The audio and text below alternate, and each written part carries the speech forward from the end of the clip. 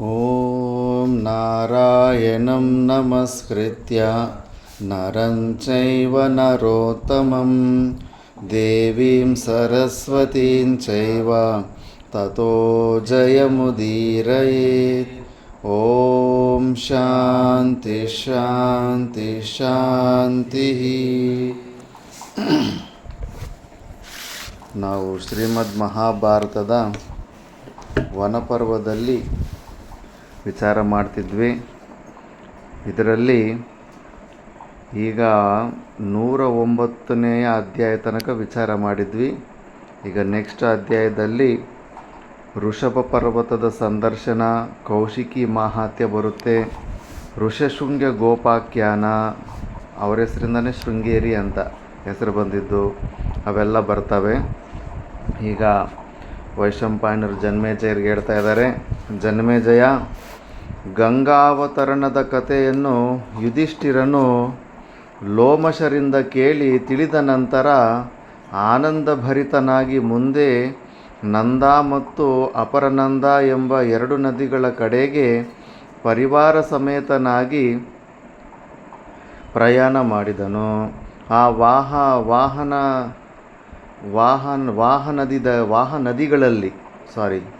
ಮಹಾನದಿಗಳಲ್ಲಿ ಸ್ನಾನ ಮಾಡುವುದರಿಂದ ಮಹಾಪಾಪವು ಪರಿಹಾರವಾಗುತ್ತವೆ.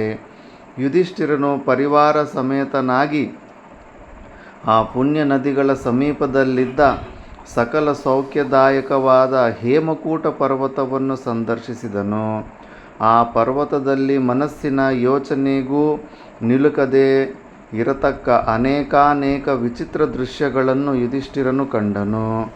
ಅಲ್ಲಿ ಇದ್ದಕ್ಕಿದ್ದಂತೆಯೇ ಮೇಘಗಳು ಸುತ್ತಲೂ ಆವರಿಸುವವು, ಆಲಿಕಲ್ಲಿನ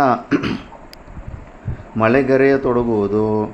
ಅದನ್ನು ಕಂಡು, ಈ ಆಲಿಕಲ್ಲು ಅಂದರೆ ಆನೆಕಲ್ಲು, వడగండ్లు. ఈ వడగండ్లు ఎక్కువ పడితే కానీ ఆ సంవత్సరం వర్షం తేడాలు అవుతాయని అర్థం. ఈ సంవత్సరం ఎక్కడ పోయినా వడగండ్లు పడ్డాయి చుట్టుముట్టు. 3 నెలలు వర్షాలు రావు కదా, వడగండ్లు పడితే కానీ. అట్లా అది సూచన, జాగ్రత్త పడాలి. పెద్దలు తాత, అవునవును, అలాంటి ప్రదేశం ఇది. ಅದನ್ನು ಕಂಡು ಯಾತ್ರಿಕರು ಬಹು ಖಿನ್ನರಾಗಿ ಆ ಪರ್ವತದ ಮೇಲೆ ಹತ್ತುವ ಧೈರ್ಯವನ್ನು ಮಾಡುತ್ತಿರಲಿಲ್ಲ. ಆ ಪರ್ವತದ ಮೇಲೆ ಗಾಳಿಯೂ ಸದಾ ರಭಸದಿಂದ ಬೀಸುತ್ತಿದ್ದಿತು. ಎಲ್ಲ ಕಾಲಗಳಲ್ಲಿಯೂ ಮಳೆಗರೆಯುತ್ತಿದ್ದಿತು. ಆಗಾಗ ವೇದಾಧ್ಯಯನದ ಘೋಷವೂ ಕೇಳಿಬರುತ್ತಿದ್ದಿತು. ಆದರೆ ವೇದಾಧ್ಯಯನವನ್ನು ಯಾರು ಮಾಡುತ್ತಿರುವರೆಂಬುದು ಮಾತ್ರ ಕಣ್ಣಿಗೆ ಗೋಚರವಾಗುತ್ತಿರಲಿಲ್ಲ. ಸಾಯಂಕಾಲ ಮತ್ತು ಪ್ರಾತಃ ಕಾಲಗಳಲ್ಲಿ ಆ ಪರ್ವತದ ಮೇಲೆ ಯಜ್ಞೇಶ್ವರನು ದೃಗೋಚರನಾಗುತ್ತಿದ್ದನು. ತಪಸ್ವಿಗೆ ಪ್ರತಿಬಂಧಕವನ್ನುಂಟು ಮಾಡುವ ಅನೇಕ ಮಕ್ಷಿಕಗಳು, ಕಾಡು ನೊಣಗಳು ಆ ಪರ್ವತದಲ್ಲಿದ್ದವು. ಅವುಗಳು యాత్రికರನ್ನು ఎడబిడదే కచ్చుతిద్దవు. అడివంటే ఏమో అనుకుంటారు కానీ పోయిన వాళ్ళకి తెలుస్తుంది ఎన్ని కష్టాలు ఉంటాయి. చీములు, దోమలు ఎంత ఘోరంగా ఉంటాయంటే అసలు ఒక్కరోజు కూడా నువ్వు నిద్రపోనివు. 2 రోజుల్లో నీకు మలేరియా, టైఫాయిడ్ లాంటివి ఏమైనా వచ్చేస్తాయి. అంత ఘోరంగా ఉంటుంది అడవిలో. అందుకే అంత ఈజీగా అదేదో సినిమాలు, సీరియళ్ళు చూసి అక్కడెక్కడ ఉన్న అడవులు, గుహలు, నది పక్కలో భలే ఉంటుంది ధ్యానం చేసుకోవడానికి అని అవన్నీ ఊహలంతే. ರಿಯಾಲಿಟಿ ಬೇರೆ ఉంటుంది. ಆ ಪರ್ವತದಲ್ಲಿದ್ದವು. ಅವುಗಳು ಯಾತ್ರಿಕರನ್ನು ಎಡೆಬಿಡದೆ ಕಚ್ಚುತ್ತಿದ್ದವು. ಅಲ್ಲಿನ ಕಷ್ಟಾನುಭವದಿಂದಾಗಿ ಯಾತ್ರಿಕರಿಗೆ ಮಾತ್ರೆಯೇ ಸಾಕೆನ್ನಿಸುತ್ತಿತ್ತು. ತಮ್ಮ ತಮ್ಮ ಮನೆ ಮಠಗಳನ್ನು ಯಾತ್ರಿಕರು ಸ್ಮರಣೆ ಮಾಡಿಕೊಳ್ಳುತ್ತಿದ್ದರು.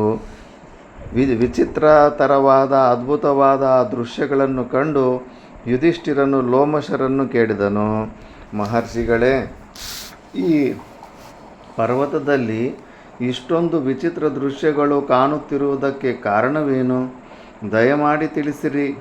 ಯುಧಿಷ್ಠಿರ, ಈ ಪರ್ವತದ ವಿಷಯವಾಗಿ ನಾನು ಹಿಂದೆ ಕೇಳಿರುವ ವಿಷಯವನ್ನೇ ಯಥಾವತ್ತಾಗಿ ನಿನಗಿಂದು ಹೇಳುವೆನು. ಸಮಾಧಾನ ಚಿತ್ತನಾಗಿ ಕೇಳು. ಕುಂತಿಪುತ್ರನೇ, ಈ ಹೋಮಕೂಟ ಪರ್ವತಕ್ಕೆ ಋಷಭ ಪರ್ವತವೆಂದು ಮತ್ತೊಂದು ನಾಮಧೇಯವೂ ಇರುವುದು. ಈ ಋಷಭ ಪರ್ವತದಲ್ಲಿ ಋಷಭನೆಂದೇ ನಾಮಧೇಯವನ್ನು ಹೊಂದಿದ್ದ ಮಹರ್ಷಿಯೊಬ್ಬನಿದ್ದನು. ಅವನು ಅನೇಕ ಸಹಸ್ರ ವರ್ಷಗಳ ಪರ್ಯಂತವಾಗಿ ಇಲ್ಲಿಯೇ ತಪಸ್ಸನ್ನು ಮಾಡುತ್ತಿದ್ದನು. ಅಷ್ಟು ಕಾಲ ತಪಸ್ಸು ಮಾಡಿದರೂ ಅವನಿಗೆ ಕೋಪವನ್ನು ಪರಿತ್ಯಜಿಸಲು ಸಾಧ್ಯವಾಗಲಿಲ್ಲ. ಅವನು ಶೀಘ್ರ ಗೋಪಿಯಾಗಿದ್ದನು. ಅವನೊಮ್ಮೆ ಕೆಲವು ತಪಸ್ವಿಗಳೊಡನೆ ಮಾತನಾಡುತ್ತಿದ್ದನು. ಆ ಸಮಯಕ್ಕೆ ಸರಿಯಾಗಿ ಪರ್ವತಾರೋಹಿಗಳಾದ ಕೆಲವು ಯಾತ್ರಿಕರು ತಮ್ಮ ತಮ್ಮಲ್ಲಿಯೇ ಮಾತನಾಡಿಕೊಳ್ಳುತ್ತಿದ್ದರು, ಕಳಕಳಧ್ವನಿ ಮಾಡುತ್ತಿದ್ದರು. ಋಷಭ ಮಹರ್ಷಿಗೆ ಅದು ಸಹ್ಯವಾಗಲಿಲ್ಲ. ತಾನು ತಪಸ್ವಿಗಳೊಡನೆ ಮಾತನಾಡುವುದಕ್ಕೆ ಪ್ರತಿಬಂಧಕವಾಯಿತೆಂದು ಮಹರ್ಷಿಯು ಭಾವಿಸಿದನು. ಒಡನೆಯೇ ಪರ್ವತರಾಜನನ್ನು ಕರೆದು ಆಜ್ಞಾಪಿಸಿದನು. ಪರ್ವತರಾಜನೇ, ಪರ್ವತದ ಮೇಲೆ ನಿಂತು ಯಾರಾದರೂ ಮಾತನಾಡಿದರೆ ಅವರ ಮೇಲೆ ಕಲ್ಲಿನ ಮಳೆಗೆರೆದು ಅವರು ಮಾತನಾಡುವುದನ್ನು ನಿಲ್ಲಿಸು. ಪರ್ವತ ಮಹರ್ಷಿಯು ಹೀಗೆ ಆಜ್ಞೆ ಮಾಡಿದ್ದುದಲ್ಲದೆ ವಾಯುದೇವನನ್ನು ಕರೆದು ಅವನಿಗೂ, ವಾಯುದೇವನೇ, ನೀನಿಲ್ಲಿ ಶಬ್ದ ಮಾಡಬೇಡ ಎಂದು ಆಜ್ಞಾಪಿಸಿದನು. ಇಷ್ಟು ಮಾತ್ರದಿಂದಲೂ ಮಹರ್ಷಿಗೆ ಸಮಾಧಾನ ಉಂಟಾಗಲಿಲ್ಲ. ಯಾರಾದರೂ ಈ ಪರ್ವತದ ಮೇಲೆ ನಿಂತು ಮಾತನಾಡಿದರೆ ಮೇಘಗಳು ಗರ್ಜನೆ ಮಾಡಿ ಅವರ ಮಾತು ಯಾರಿಗೂ ಕೇಳದಂತೆ ಮಾಡಲಿ ಎಂದು మహర్షియు శాపవన్నిత్తను. ఇల్లు ఉత్తరకాశీలో ఒకటి ప్లేస్ ఉంటుంది. అక్కడ హరిహర్ పర్వత్ అని, అక్కడ నేను ఒక 3 నెలలు ఉంటే అక్కడ గుట్ట మీద ఒకటి కార్తికేయ భగవానుడు, శివలింగాన్ని కార్తికేయ భగవానుడు అనుకుంటారు. ఆ భగవానుడి గుడి చిన్నది కూడా కట్టుకున్నారు, ఒక రూమ్ లాగా కట్టేసి వదులుకున్నారు. అప్పుడప్పుడు 21 ఊరికి అది ఏమో ఊరు దేవతలాగా వాళ్ళు ఒక్కొక్క ఊరోళ్ళు సంవత్సరానికి ఒక 6 సార్లు అట్లా పైకి వచ్చేసి ఊరూరంతా కింద నుంచి డోలు కొట్టుకొని వచ్చి పెద్ద గుట్ట ఎక్కడమే సగం రోజు అవుతుంది, సగం రోజు కన్నా ఎక్కువ అవుతుంది ఎక్కడమే. ఇంకా వచ్చి పూజలు చేసుకొని పోతూ ఉంటారు. అప్పుడు అక్కడ ఒక ఎవరు హరిహర మహారాజ్ అని ఒక సాధు ఉండేవాడంట.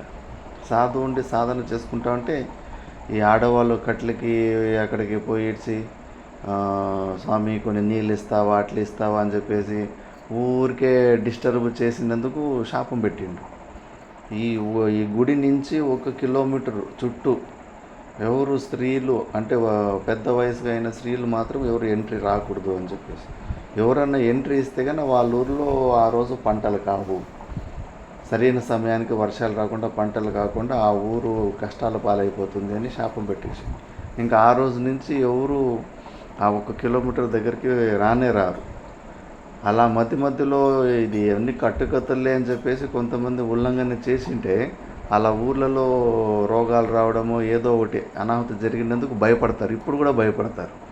మరి ఇలాంటి ఋషులు ఇలాంటి శాపం పెట్టింటారు వాళ్ళకి డిస్టర్బెన్స్ అయింటే కనుక. ఇక్కడ అలాగని ఈ ఋషి అంతా ఎప్పుడు కొండ మీద డిస్టర్బెన్స్ లేకుండా అందరికీ ಶಾಪಾಲು పెట్టాడు. ತಾನು ತಪಸ್ವಿಗಳೊಡನೆ ಮಾತನಾಡುತ್ತಿದ್ದಾಗ ಉಂಟಾದ ಸ್ವಲ್ಪ ಶಬ್ದಕ್ಕಾಗಿ ಕುಪಿತನಾದ ಮಹರ್ಷಿಯು ಈ ಪ್ರಕಾರವಾಗಿ ನಾನಾ ವಿಧವಾದ ಪ್ರತಿಬಂಧಕಗಳನ್ನು ಯಾತ್ರಿಕರಿಗೆ ಕಲ್ಪಿಸಿಬಿಟ್ಟನು. ಈ ಪರ್ವತದ ಸಮೀಪದಲ್ಲಿ ಕಳಕಳ ನಿನಾದ ಉಂಟಾಗಲು ಒಂದು ಕಾರಣವಿತ್ತು. ಯುಧಿಷ್ಠಿರ, ಈ ನಂದಾ ನದಿಗೆ ದೇವತೆಗಳೆಲ್ಲರೂ ಆಗಮಿಸುತ್ತಿದ್ದರು. ಆ ಸಮಯದಲ್ಲಿ ಅವರು ಸಂದರ್ಶನಾರ್ಥವಾಗಿ ಸಾವಿರಾರು ಜನರು ಕಳಕಳ ಧ್ವನಿ ಮಾಡುತ್ತಾ ಇಲ್ಲಿಗೆ ಬರುತ್ತಿದ್ದರು. ಆದರೆ ಇಂದ್ರ ಪ್ರಮುಖರಾದ ದೇವತೆಗಳು ಯಾತ್ರಿಕರಿಗೆ ದರ್ಶನವೀಯುವ ಇಚ್ಛೆಯುಳ್ಳವರಾಗಿರಲಿಲ್ಲ. ದೇವತೆಗಳು ಈ ಋಷಿ ಪರ್ವತವನ್ನು ಮನುಷ್ಯರಿಗೆ ದುರ್ಗಮವನ್ನಾಗಿ ಮಾಡಿದರು. ಬಹು ವಿಘ್ನಗಳನ್ನು ಕಲ್ಪಿಸಿ ಮನುಷ್ಯರು ಆ ಬೆಟ್ಟಕ್ಕೆ ಬರಲು ಸಾಧ್ಯವಾಗದಂತೆ ಮಾಡಿದರು. ಯಾತ್ರಿಕರು ದೇವತೆಗಳನ್ನು ಕಾಣುವ ಸಲುವಾಗಿ ಪರ್ವತವನ್ನು ಹತ್ತುವಾಗ ಕಳಕಳ ಧ್ವನಿ ಮಾಡುತ್ತಿದ್ದರು. ಆ ಕಳಕಳ ಧ್ವನಿಯೇ ಋಷಭ ಮಹರ್ಷಿಗೆ ಕೋಪವನ್ನುಂಟು ಮಾಡಿತು. ಮಹರ್ಷಿಯು ಪರ್ವತಾರೋಹಣಕ್ಕೆ ನಾನಾ ವಿಧವಾದ ಪ್ರತಿಬಂಧಕವನ್ನು ಉಂಟು ಮಾಡಿದ ದಿನದಿಂದ ಆ ಪರ್ವತದ ಕಡೆಗೆ ಯಾತ್ರಿಕರು ತಮ್ಮ ದೃಷ್ಟಿಗಳನ್ನು ಹೊರಳಿಸಲು మనస్సు ಮಾಡುತ್ತಿರಲಿಲ್ಲ. టెక్నిక్ ఇది, మన జోలికి ఎవరు రాకోవాలంటే మనము సౌలతున్న జాగాల్లో ఉండకూడదు, మనుషులకు దూరంగా ఉన్నట్టే కఠినంగా ఉండాలి మార్గం. అక్కడికి పోవడానికి కఠినం ఉండాలి. అలాంటి ప్లేసులకు పోతే నువ్వు ఆశిస్తున్న ఆ శాంతి దొరుకుతుంది నీకు. అంటే బయట వాళ్ళ డిస్టర్బెన్స్ తోటి నువ్వు డిస్టర్బ్ అయ్యేలాంటి తత్వాన్ని కలిగి ఉంటే మరి నువ్వు మనుషులు సామాన్యంగా ఈజీగా వచ్చిపోయేలాంటి జాగాల్లో ఉండకూడదు. కఠినంగా ఉండాలి మార్గం. ఎవడు అక్కడికి పోవాలని కూడా అనుకోకూడదు అలాంటి మార్గాల్లో. ఎంతోమంది వివేకానందుడు కూడా తిరిగేటప్పుడు చూశాడు. ఊరికే గుహ ముంగట అంత మనిషి కలేబరాలు ముందు వేసుకొని పరుచుకునేవాళ్ళంట. చూస్తే కానీ అబ్బో అని ఆయన మనుషులు తినే అఘోరీలే అని చెప్పేసి ఎవరు ఆయన జోలికి కూడా వచ్చేవాళ్ళు కాదంట. చూస్తే ఇంకా వివేకానందుడు ధైర్యవంతుడు. చూద్దాం ఆయన ఎవరో ఏంటి ఇంత బెదిరిస్తున్నారు ఊరోళ్ళు. పై చూస్తే కానీ మంచి వేదాంతి, మంచి జ్ఞాని పై మాట్లాడిస్తుంది. మరి ఇవన్నీ ఎందుకు ఈ కలేబరాలు ఈ ఊరోళ్ళని ఎందుకు ఇవి చేస్తున్నారంటే అలా చేయకపోతే కానీ వచ్చి అనవసరంగా డిస్టర్బ్ చేస్తారు. మనం అనుకుంటాం అడవుల్లో పోతే ప్రశాంతంగా ఉంటాం. అడవుల్లో కూడా హక్కులు జమాయిస్తారు. ఆ హరిహర పర్వతంలో కూడా చిన్నపిల్లలు అప్పుడప్పుడు సెలవులు వచ్చినప్పుడు కొండ ఎక్కేస్తుండ్రి. కొండ ఎక్కేసి ఆ రూములు అవి కట్టేస్తే దాని మీద షీట్లు కొన్ని చోట్ల షీట్లు ఉన్నాయి. దాని మీదకి ఎక్కితే టపటపాని ఎగిరేది డిస్టర్బెన్స్ చేసేది. తిట్టనీకపోతే కన్నా నువ్వే బయట నుంచి వచ్చినావు, ఇది మా ఊరు గుడి, ఇది మమ్మల్ని వెళ్ళిపోతా ఉంటే ఏంటి నీకేం హక్కు ఉంది అంటారు. నువ్వే బయట నుంచి వచ్చినావు, నువ్వే వెళ్ళిపో అంటారు. ఆ కదిలి వలంలో కూడా అంతే. అక్కడ చెంచులు ఉంటారు. చెంచులది అక్కడ ఆ గుహ లోపల ఒకటి దత్తాత్రేయుని విగ్రహం పెట్టారు, ఇంకోటి గాణగాపుర నరసింహస్వామిది విగ్రహం పెట్టారు, ఒక శివలింగం ఉంది. ఇంకా అక్కడికి టూరిస్టులు వచ్చిపోయేటోళ్ళు ఇంకా ఆ విగ్రహాల ముంగట కొంచెం చిల్లరో ఏదో పండ్లో ఏదో వాళ్ళ సమర్పణ బుద్ధి భగవంతుడి కానీ పెట్టేసిపోతుంటారు. మరి అర్థం అనర్థం భావితం ఊరికే ఉంటారు వాళ్ళు. చెంచులు ఇప్పుడు వాళ్ళు అనాది 100 సంవత్సరాల నుంచి ఈ గుహలో ఉన్న దానికంతా మేమే అధికారులని ఊహించుకొని జీవిస్తున్న వాళ్ళు. ఇంకా ఎవరైనా వేరే సాధులు వీళ్ళు ఉన్నారనుకో లోపల, వాళ్ళు వస్తారు, రోజుకు ఒకసారి వస్తారు. ఆ విగ్రహాల ముంగట వాళ్ళకి ఏమీ దొరకలేదనుకో, లోపల ఉన్న సాధువుల్ని తీసుకొని కొట్టి తరిమేస్తారు. వీడే తీస్తున్నాడు, ఆ విగ్రహాల ముంగట పెట్టిన డబ్బులు వీడే తీస్తున్నాడు అని చెప్పేసి కూడా చంపేసింటారు చాలామంది. ఇంక మొదలే ఇల్లు వాకిలు వదిలేసి వచ్చిన సాధువు వాళ్ళకి లంగులే లగాం లేదు. ఆ కొట్టేసి అక్కడ మట్టిలో పూడ్చిపెట్టేసి ఆ జంతువులు తినేస్తాయి. దేవుడు కంప్లైంట్ ఇచ్చేటోడు కూడా ఉండడు. అందుకే అడవిలు అవి ఏదో అనుకూలాలు అనుకునే అనుకూలాలు కాదు, చాలా ప్రతికూలాలు కూడా భయంకరంగా ఉంటాయి. అట్లా దూరం నుంచి అట్లా అనిపిస్తూ ఉంటుంది అంతే. ఎట్లా ఇప్పుడు ఈ ఋషి కూడా అలాంటి కండిషన్స్ పెట్టుకున్నాడు, మందు ఎవరు రాకుండా. మళ్ళీ ಆದರೆ ಇದು ತಪಶ್ಚರ್ಯೆ ಮಾಡದವನು ನಿಯತ ವ್ರತಾನುಷ್ಠಾನವಿಲ್ಲದವನು ಈ ಪರ್ವತವನ್ನು ನೋಡಲಾರನು. ಅಂತಹವನಿಗೆ ಈ ಪರ್ವತವು ಕಾಣಿಸುವುದಿಲ್ಲ, ಹತ್ತಲಂತೂ ಸಾಧ್ಯವೇ ಇಲ್ಲ. ಆದುದರಿಂದ ನೀನು ಈ ಸ್ಥಳದಲ್ಲಿ ಮೌನವಾಗಿ ಧರಿಸುವವನಾಗು. ಈ ಸ್ಥಳದಲ್ಲಿಯೇ ದೇವತೆಗಳು ಅನೇಕಾನೇಕ ಯಾಗಗಳನ್ನು ಮಾಡಿರುವರು. ಅವರಂದು ಮಾಡಿದ ಯಾಗದ ಚಿಹ್ನೆಗಳು, ಯೂಪ, ಯಜ್ಞಶಾಲೆ ಇತ್ಯಾದಿಗಳು ಇಂದು ಅಚ್ಚಳಿಯದೆ ಉಳಿದಿವೆ. ಯುಧಿಷ್ಠಿರ, ಈ ಪ್ರದೇಶದಲ್ಲಿರುವ ಹುಲ್ಲು ದರ್ಬೆಯ ರೂಪವಾಗಿದೆ. ಈ ಪ್ರದೇಶದ ಭೂಮಿಯು ಪವಿತ್ರವಾದ ದರ್ಬೆಯ ಹುಲ್ಲಿನಿಂದ ಮುಚ್ಚಿ ಹೋಗಿದೆ. ಇಲ್ಲಿರುವ ವೃಕ್ಷಗಳು ನೇರವಾಗಿಯೂ ಉದ್ದವಾಗಿಯೂ ಬೆಳೆದಿದ್ದು ಯಜ್ಞದ ಯೂಪ ಸ್ತಂಭಗಳಂತೆಯೇ ಪ್ರಕಾಶಿಸುತ್ತಿವೆ. ಈ ಪವಿತ್ರ ಸ್ಥಳದಲ್ಲಿ ಈಗಲೂ ದೇವತೆಗಳು ಮತ್ತು ದೇವರ್ಷಿಗಳು ವಾಸ ಮಾಡುತ್ತಿರುವರು. ಅವರ ಹೋಮಾಗ್ನಿಯು ಸಾಯಂಕಾಲದಲ್ಲಿಯೂ ಮತ್ತು ಪ್ರಾತಃ ಕಾಲದಲ್ಲಿಯೂ ಗೋಚರಿಸುತ್ತಿರುತ್ತದೆ. ಈ ಪವಿತ್ರ ನದಿಯಲ್ಲಿ ಸ್ನಾನ ಮಾಡಿದವನ ಪಾಪವು ಒಡನೆಯೇ ಪರಿಹಾರವಾಗುವುದು. ಕುರುಶ್ರೇಷ್ಠನೇ ಕೌಂತೆಯ, ಆದ ಕಾರಣ ನೀನೀಗಲೇ ನಿನ್ನ ಅನುಜರಿಂದೊಡಗೂಡಿ ಈ ಪವಿತ್ರ ನದಿಯಲ್ಲಿ ಸ್ನಾನ ಮಾಡುವವನಾಗು.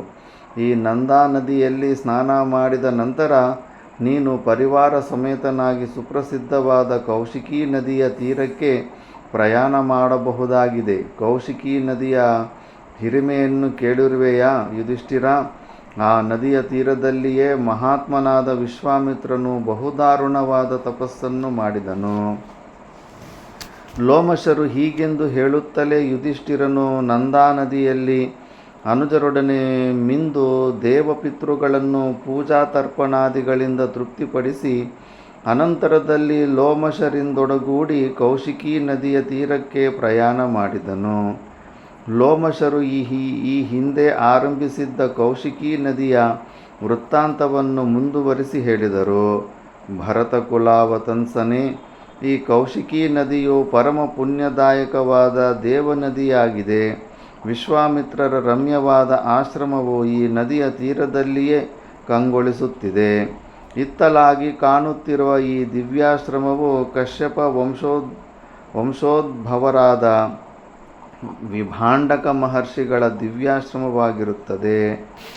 ತಪಸ್ಸಿನಲ್ಲಿಯೇ ಸರ್ವದಾ ನಿರತನಾದ ಜಿತೇಂದ್ರಿಯನಾದ ಋಷಿಶೃಂಗ ಮಹರ್ಷಿಯು ವಿಭಾಂಡಕ ಮಹರ್ಷಿಗಳ ಮಗನು. ಋಷ್ಯಶೃಂಗನು ತನ್ನ ತಪಪ್ರಭಾವದಿಂದ ಇಂದ್ರನು ಮಳೆಗರೆಯುವಂತೆ ಮಾಡಿದನು. ಮಳೆಯೇ ಇಲ್ಲದ ಕಾಲದಲ್ಲಿ ವೀರಕ್ಷಾಮವು ಪ್ರಾಪ್ತವಾಗಿದ್ದ ಕಾಲದಲ್ಲಿ ಋಷ್ಯಶೃಂಗನ ತಪಪ್ರಭಾವದಿಂದ ಭೀತನಾದ ಬಲಹಂತಕನಾದ ದೇವೇಂದ್ರನು ಅವ್ಯಾಹತವಾಗಿ ಮಳೆಗರೆದನು. ಹೆಣ್ಣು ಜಿಂಕೆಯಲ್ಲಿ ಹುಟ್ಟಿದ್ದ ಮಹಾ ತೇಜಸ್ವಿಯಾದ ವಿಭಾಂಡಕರ ಮಗನಾದ ಋಷ್ಯಶೃಂಗನು ಲೋಮಪಾದನ ದೇಶದಲ್ಲಿ ಪರಮಾದ್ಭುತವಾದ ಕಾರ್ಯವನ್ನೇ ಮಾಡಿದನು. ಮಳೆಯು ಯಥೇಚ್ಛವಾಗಿ ಸುರಿದು ಕ್ಷಾಮವು ಪರಿಹಾರವಾಗಿ ದೇಶವು ಸಸ್ಯ ಸಂಪತ್ತಿನಿಂದ ಸಮೃದ್ಧವಾಗಲಾಗಿ ಸೂರ್ಯದೇವನು ತನ್ನ ಮಗಳಾದ ಸಾವಿತ್ರಿಯನ್ನು ಬ್ರಹ್ಮನಿಗೆ ಕೊಟ್ಟು ಮದುವೆ ಮಾಡಿದಂತೆ ಲೋಮಪಾದರಾಜನು ತನ್ನ ಮಗಳಾದ ಶಾಂತಾದೇವಿಯನ್ನು ಋಷ್ಯಶೃಂಗನಿಗೆ ಕೊಟ್ಟು ವಿವಾಹ ಮಾಡಿದನು. ಲೋಮಶರ ಮಾತುಗಳನ್ನು ಕೇಳಿ ಆಶ್ಚರ್ಯಭರಿತನಾದ ಯುಧಿಷ್ಠಿರನು ಲೋಮಶರನ್ನು ಪ್ರಶ್ನಿಸಿದನು. ತಾಪಸೋತ್ತಮರೇ, ನೀವು ಹೇಳಿದ ವಿಷಯವು ನನಗೆ ಬಹಳ ಆಶ್ಚರ್ಯವನ್ನುಂಟು ಮಾಡಿದೆ. ವಿಭಾಂಡಕರ ಮಗನಾದ ಋಷ್ಯಶೃಂಗನು ಹೆಣ್ಣು ಜಿಂಕೆಯಲ್ಲಿ ಹುಟ್ಟಿದುದು ಹೇಗೆ? ಜಿಂಕೆಯ ಹೊಟ್ಟೆಯಲ್ಲಿ ಹುಟ್ಟಿದವನು ತಪಸ್ವಿಯಾದದ್ದು ಹೇಗೆ? ಅಂತಹವನು ತಪಸ್ಸಿಗೆ ಹೆದರಿ ಇಂದ್ರನು ಮಳೆಗರೆದನೆಂಬುದರ ರಹಸ್ಯವಾದರೂ ಏನು? ಅದರಲ್ಲಿಯೂ ಇಂದ್ರನು ಮಳೆಗರೆದದ್ದು ವಾರ್ಷಿಕವಾದ ಮಳೆಯಲ್ಲ, ವೀರಕ್ಷಾಮದಿಂದ ಪರಿತಪ್ತವಾಗಿದ್ದ ದೇಶದಲ್ಲಿ ಋಷ್ಯಶೃಂಗನ ಪ್ರಭಾವಕ್ಕೆ ಹೆದರಿ ಮಳೆಗೆರೆದನೆಂದು ಹೇಳುತ್ತಿದ್ದೀರಿ. ಇದು ಹೇಗೆ ಸಾಧ್ಯವಾಯಿತು? ರೂಪವತಿಯಾದ ರಾಜಪುತ್ರಿಯಾದ ಅನುಷ್ಠಾನಪರಳಾದ ಶಾಂತಾದೇವಿಯು ಜಿಂಕೆಯಲ್ಲಿ ಹುಟ್ಟಿದ ಮಹರ್ಷಿಯನ್ನು ಹೇಗೆ ಮದುವೆಯಾದಳು? ಜಿತೇಂದ್ರಿಯನಾದ ಮಹರ್ಷಿಯ ಮನಸ್ಸು ಅವಳಲ್ಲಿ ವ್ಯಾಮೋಹಿತವಾದದ್ದು ಹೇಗೆ? ಲೋಮಪಾದರಾಜನು ಧರ್ಮಾತ್ಮನೆಂದು ಸತ್ಯಸಂಧನೆಂದು ಕೇಳಿದ್ದೇನೆ. ಅಂತಹವನ ರಾಜ್ಯದಲ್ಲಿ ವೀರಕ್ಷಾಮವು ಆವಿರ್ಭಾವವಾಗಲು ಕಾರಣವೇನು? ಬಲಸಂಹಾರಕನಾದ ಇಂದ್ರನು ಅವನ ರಾಜ್ಯದಲ್ಲಿ ಅನೇಕ ವರ್ಷಗಳ ಪರ್ಯಂತವಾಗಿ ಮಳೆಗರೆಯಲಿಲ್ಲಬೇಕೆ? ಈ ವಿಷಯಗಳೆಲ್ಲವನ್ನೂ ನನಗೆ ವಿಸ್ತಾರವಾಗಿ ಹೇಳಿರಿ. ನಾನೀ ಭವ್ಯ ಕಥೆಯನ್ನು ಕೇಳುವ ಆಸಕ್ತಿಯುಳ್ಳವನಾಗಿರುತ್ತೇನೆ. ಮಹರ್ಷಿಯಾದ ಋಷ್ಯಶೃಂಗನ ಜೀವನ ಚರಿತವನ್ನು ಕೇಳಬೇಕೆಂಬ ಅಭಿಲಾಷೆಯೂ ನನಗೆ ಬಹಳವಾಗಿರುವುದು. ಲೋಮಶರು ನಸುನಗುತ್ತಾ ಋಷ್ಯಶೃಂಗ ಮಹರ್ಷಿಯ ದಿವ್ಯ ಚರಿತ್ರವನ್ನು ಹೇಳಲು ಉಪಕ್ರಮಿಸಿದರು.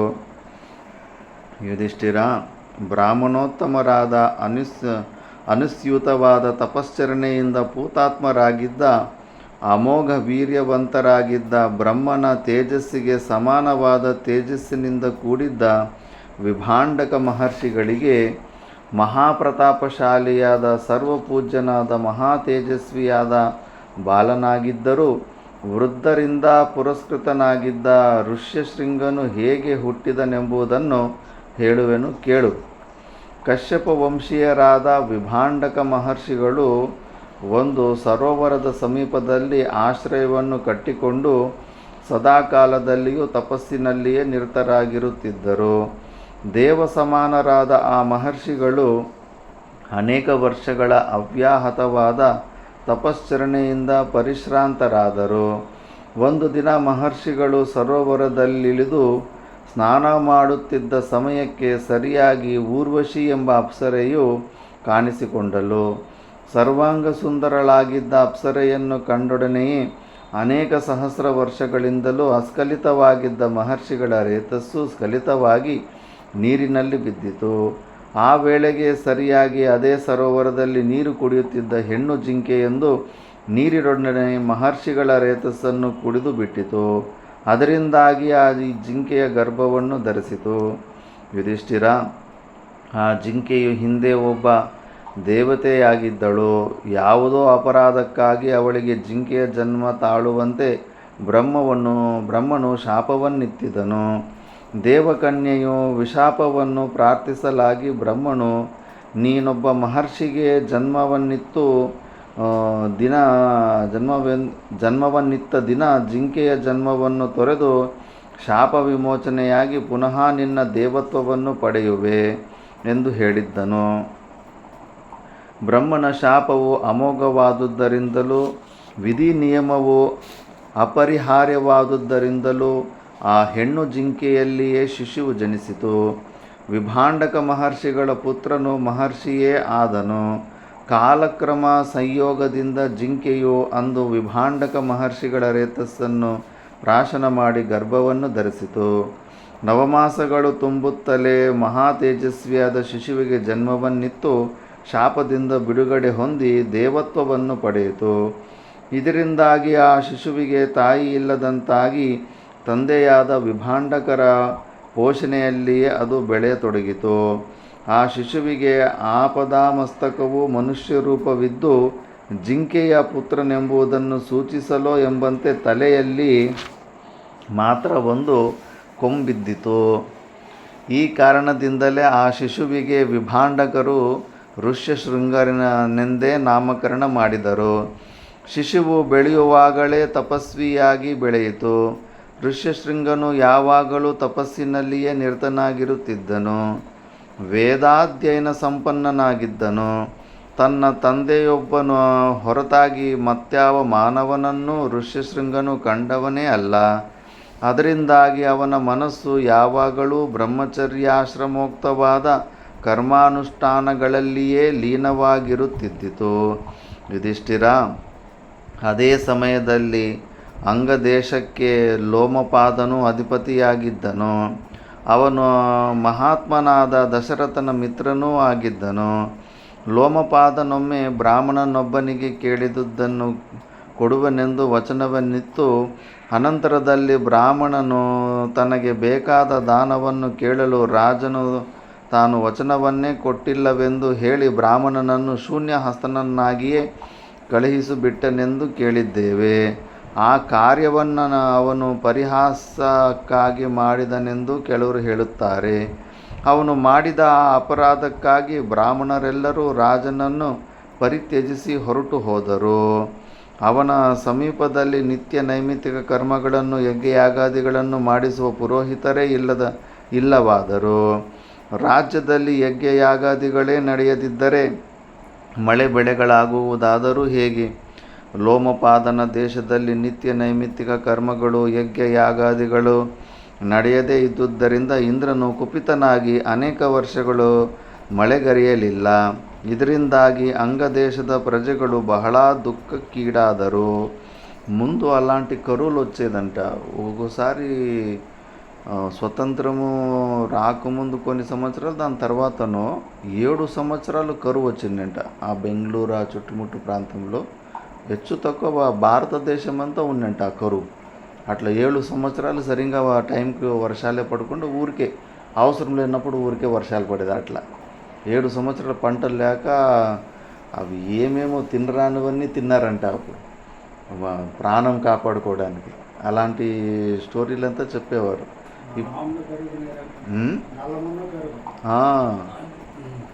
నల్లమ ఇది అది కాంపౌండ్కి కత్యాల పట్ట అంటారు దాన్ని. ఇట్లా ముండ్లు ఇట్లా పువ్వులాగా పెద్దగా గ్రీన్ కలర్ వస్తుంటుంది. పాములు రాకుండా అది వేస్తారు కదా, అది దాన్ని అక్కడెక్కడ నాటుతూ ఉంటారు.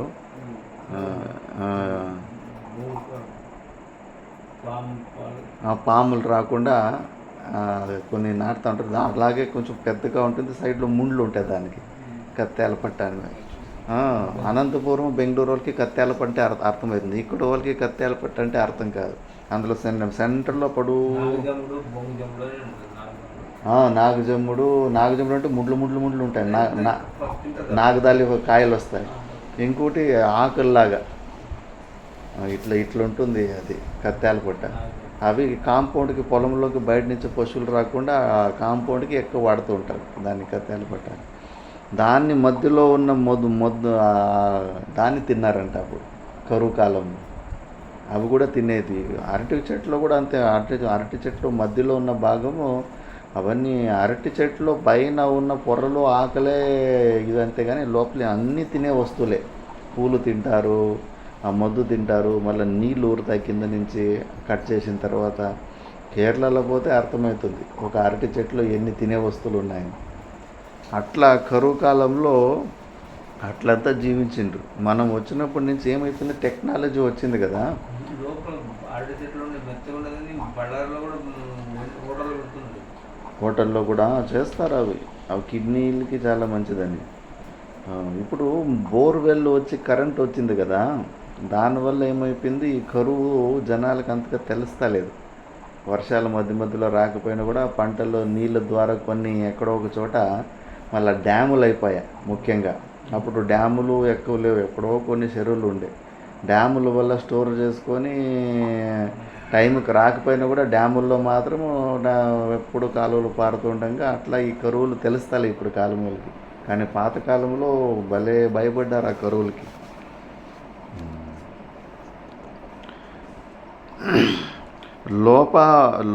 లోమపాద రాజును బహు దుఃఖితనాగి, ఇప్పుడు ఈ లోమపాదుడు మాట ఇచ్చే బ్రాహ్మణులకి దానం ఇస్తానని చెప్పేసి ఇవ్వకుండా అవమానం చేసినందుకు బ్రాహ్మణులంతా వదిలిపెట్టి వెళ్ళిపోతే యజ్ఞ అగదులు లేకుండా ఇప్పుడు ఇలాంటి కరువు వచ్చేసింది.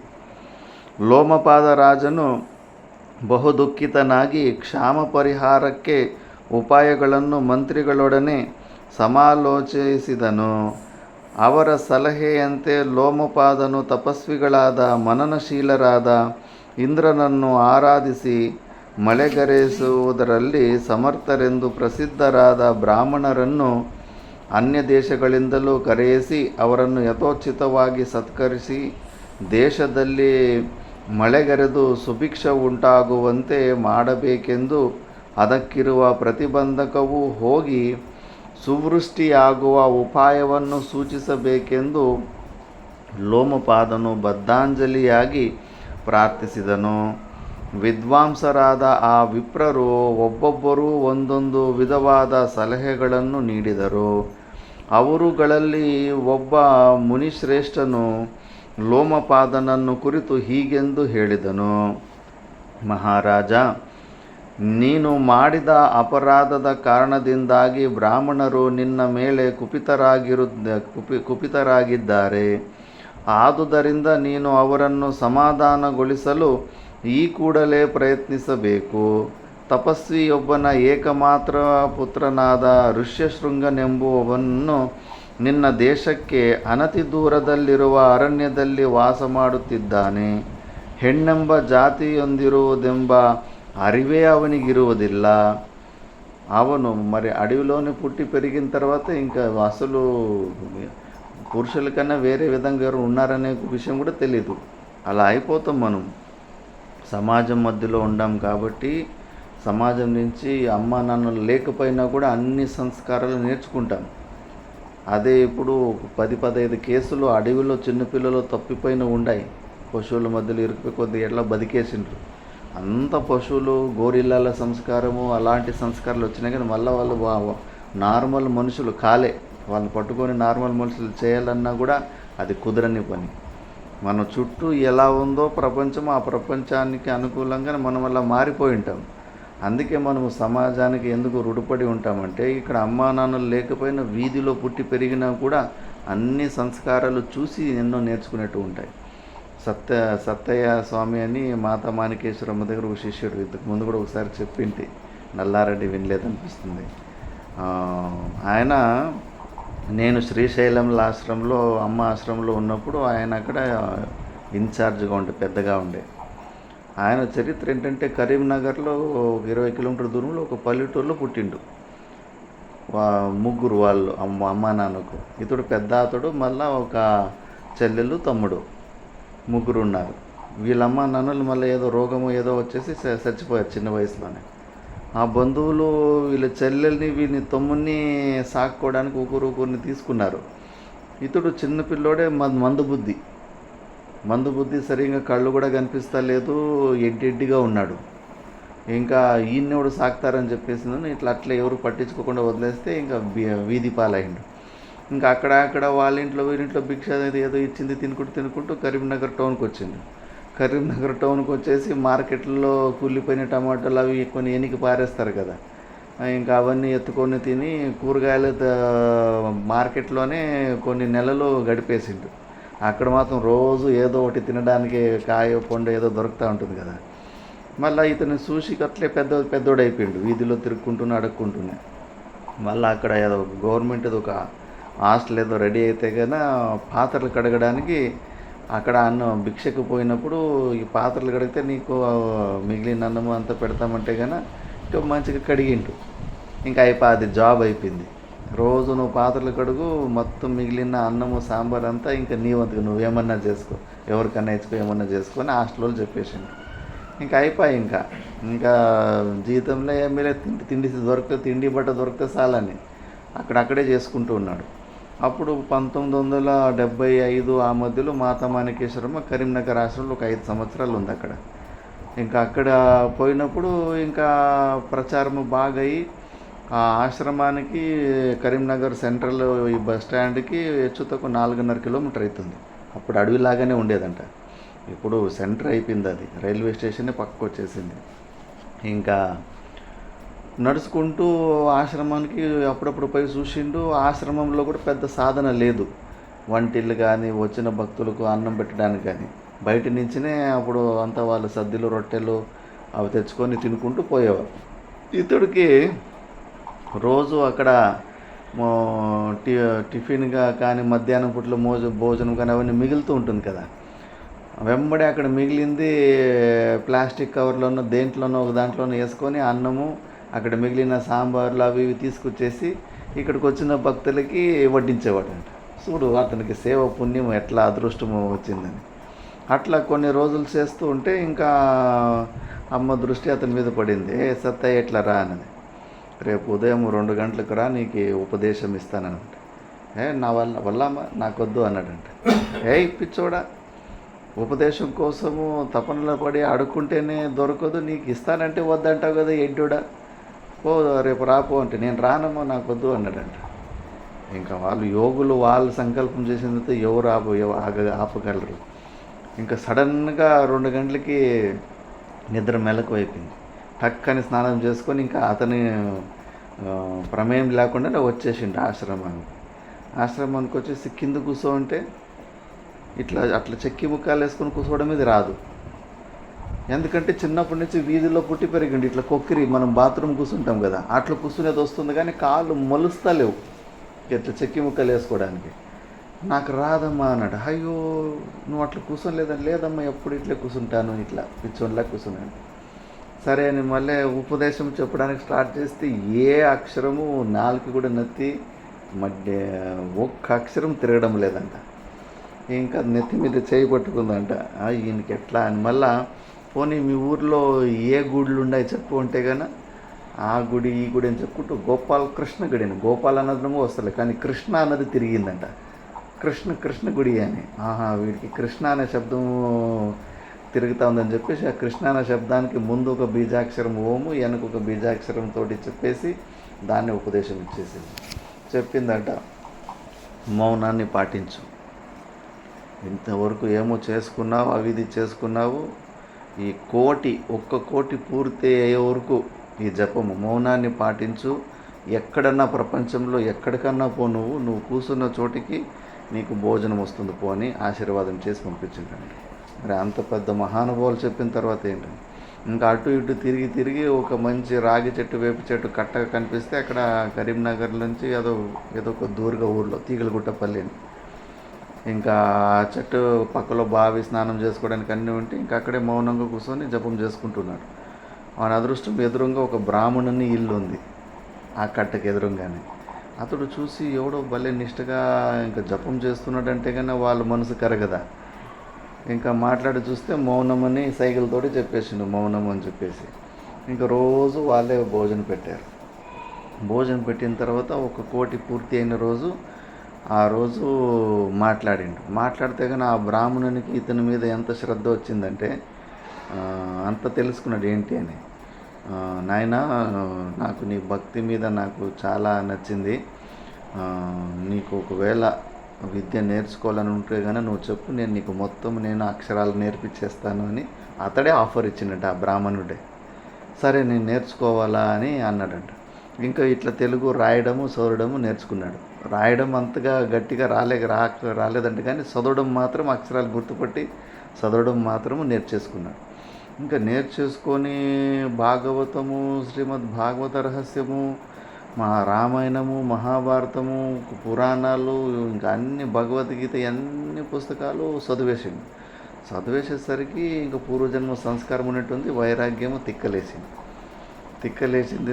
ఇంకా మాతా మాణికేశ్వరం ఎలాగో ఇంకా మంత్రోపదేశం అయిపోయింది. ఇంకా ఎర్రబట్టలు కూడా తీసేసుకొని భారతదేశం అంతా తిరిగి వచ్చేసిండు.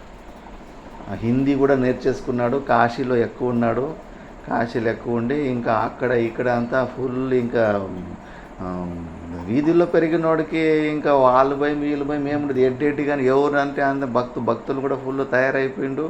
మొత్తం అన్ని పుణ్యక్షేత్రాలు తిరిగి వచ్చేసి ఇంకా అప్పటికే కొంతమంది భక్తుల్ని తయారు చేసుకున్నాడంట.